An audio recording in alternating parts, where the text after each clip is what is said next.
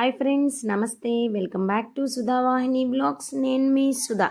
ఈరోజు అందరికీ నచ్చే ఒక స్పెషల్ రెసిపీతో మీ ముందుకు వచ్చేసాను. పిల్లలకి పెద్దలకి అందరికీ ఇష్టమైన pizza recipe.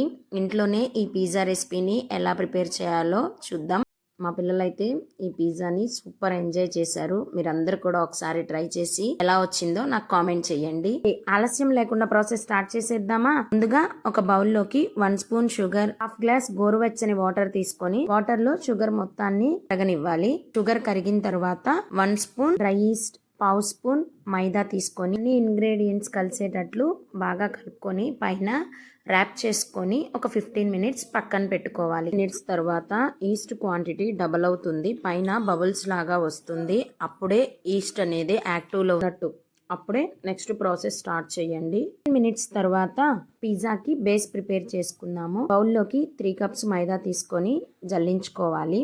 Spoon oil, 1 spoon butter, 3 to 4 spoons పాలు వేసి ముందుగా కలిపి పెట్టుకున్న ఈస్ట్ని కొంచెం కొంచెంగా వేసుకుంటూ చపాతీ పిండి కంటే కొంచెం లూజ్గా పిండిని కలుపుకోవాలి. పిండి మన చేతులకి అంటుతూ ఉండాలి. అలా కలుపుకోవాలి డౌ మొత్తాన్ని. అలా కలుపుకున్న తర్వాత మధ్యలో ఆయిల్ వేసుకుంటూ వీడియోలో చూపిస్తున్న విధంగా నీట్ చేసుకోవాలి. మనం ఎంత బాగా నీట్ చేసుకుంటే పిజ్జా అంత సాఫ్ట్గా వస్తుంది.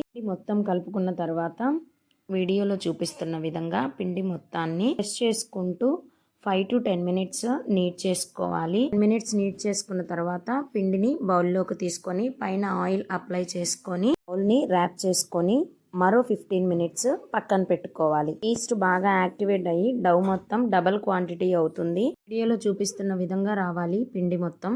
ఈ స్టేజ్లో పిండి మొత్తాన్ని మరొకసారి కలుపుకొని 2 పార్ట్స్గా చేసుకోవాలి. ఇక్కడ నేను 3 కప్స్ తీసుకున్నాను కాబట్టి 2 పిజ్జాస్ ప్రిపేర్ చేస్తున్నాను. ఒకటి వెజ్ పిజ్జా, ఇంకొకటి నాన్ వెజ్ పిజ్జా. పార్ట్స్ చేసుకున్న తర్వాత ఒక్కొక్క పార్ట్ని వీడియోలో చూపిస్తున్న విధంగా మరో 5 మినిట్స్ నీట్ చేసుకోవాలి. నీట్ చేసుకున్న తర్వాత వీడియోలో చూపిస్తున్న విధంగా పిజ్జా బేస్ని ప్రిపేర్ చేసుకోవాలి. అంచులు చివర కొంచెం మందంగా, మధ్యలో పలుచగా ప్రెస్ చేసుకోవాలి. నెక్స్ట్ ఒక ప్లేట్కి ఆయిల్ రాసుకొని ఉప్మా రవ్వని పలుచగా స్ప్రెడ్ చేసుకోవాలి. పిజ్జా అనేది ప్లేట్కి అంటుకోకుండా ఈజీగా వచ్చేస్తుంది. ఇప్పుడు మనం ప్రిపేర్ చేసుకున్న పిజ్జా బేస్ని ప్లేట్ పైన వేసి సెట్ చేసుకోవాలి. ఇప్పుడు పిజ్జా బేస్ పైన ఫోర్క్తో ఘాట్లు పెట్టుకోవాలి. నెక్స్ట్ వెజ్ పిజ్జా సెట్టింగ్ చేసుకుందాము. అందుకోసము పన్నీర్ ముక్కల్ని ఆయిల్ వేసి పెనం పైన లైట్గా హీట్ చేసుకోవాలి. ప్రీ హీట్ కోసము మందపాటి గిన్నెను పెట్టి లిడ్ క్లోజ్ చేసుకొని పెట్టుకోవాలి. ప్రీ హీట్ అయ్యేలోపు రిమైనింగ్ ప్రాసెస్ చేసుకోవాలి. ఘాట్లు పెట్టుకున్న తర్వాత పైన ఆయిల్ అప్లై చేసుకొని పిజ్జా బేస్ని 3 స్పూన్స్ వేసి స్ప్రెడ్ చేసుకోవాలి. సాస్ పైన chilli flakes, organo, cheese spread చేసుకోవాలి. వాటిపైన వెజ్జీస్ యాడ్ చేసుకోవాలి. క్యాప్సికము, ఆనియన్ స్లైసెస్, కార్న్, ముందుగా మనం ప్రిపేర్ చేసుకున్న పన్నీర్ ముక్కల్ని, పైన చీజ్ స్లైసెస్ని వేసుకొని ఎడ్జెస్కి ఆయిల్ అప్లై చేసుకొని ఇలా ప్రిపేర్ చేసుకున్న పిజ్జాని ముందుగా ప్రీహీట్ చేసుకున్న గిన్నెలో పెట్టి లో ఫ్లేమ్లో 45 మినిట్స్ కుక్ చేసుకోవాలి. లిడ్ టైట్గా క్లోజ్ చేసుకోవాలి. పైన ఏదైనా బరువు పెట్టండి. అప్పుడే పిజ్జా మొత్తం ఈవెన్గా కుక్ అవుతుంది. 45 మినిట్స్ తర్వాత వేడివేడి వెజ్ పిజ్జా రెడీ. ఇప్పుడు నాన్ వెజ్ పిజ్జా ఎలా ప్రిపేర్ చేయాలో చూద్దాం. ప్రాసెస్ అంతా సేమ్. ఎక్స్ట్రాగా చికెన్ పీసెస్ని యాడ్ చేసుకోవాలి. ఈ చికెన్ పీసెస్ డైరెక్ట్గా కాకుండా ముందుగా మసాలా పట్టించి 5 to 10 మినిట్స్ బాయిల్ చేసుకున్న పీసెస్ని యాడ్ చేసుకోవాలి. అలా అయితేనే పిజ్జా మీద చికెన్ పీసెస్ చక్కగా ఉడుకుతాయి.